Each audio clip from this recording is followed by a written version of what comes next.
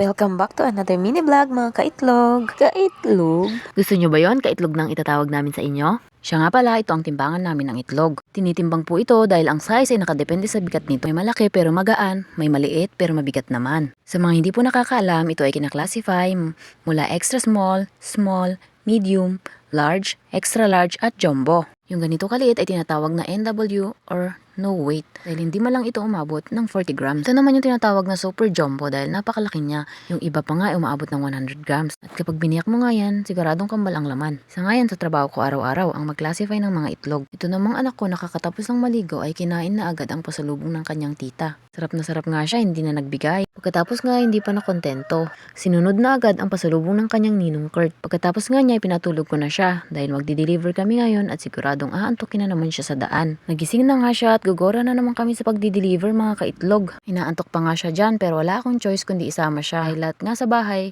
ay busy sa kanya-kanya nilang trabaho. So andito na nga kami sa highway mga kaitlog. Inaantay na namin ang order ng aming fresh eggs. Yun nga lang natagalan ang aming ka-meet up. Naboard na nga si Zia dyan at gusto na niyang umuwi. Lapit nang dumilim nang dumating siya. Sawa kasi makakauwi na rin kami. At pambawi nga kay Zia ay dumaan muna kami sa RCS para makabili ng kanyang pagkain. At dahil nga malayo kami sa bayan para may makain naman siya pag gusto niyang kumain.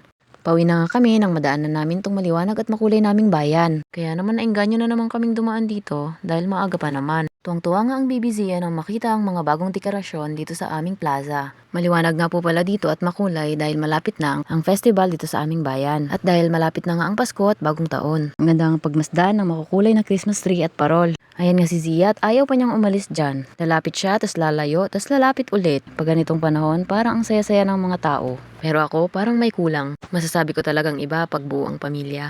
Ay, parang naiyak na naman ako. May kulang talaga pag hindi kayo kumpleto. Ay siya, ayaw akong umiyak. Mag 4 years old na nga pala si Zia ngayong December. Kaya naman, mag-aapat na Pasko na hindi namin siya kasama. Pag Pasko lang silang magkasama ng daddy niya nung 1 month old siya. Pero hindi kami nakakalabas noon dahil kakapanganak ko pa lang sa kanya.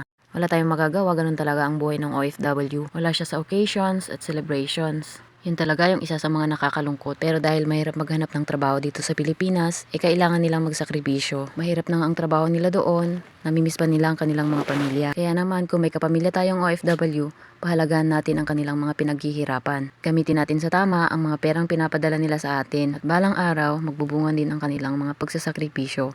Balang araw, makukumpleto din ang ating pamilya sa araw ng Pasko. At sa mga susunod na occasions and celebrations ng ating pamilya. Patuloy lang tayong mangarap, magsikap, at higit sa lahat, idulog natin sa Diyos ang ating mga panalangin.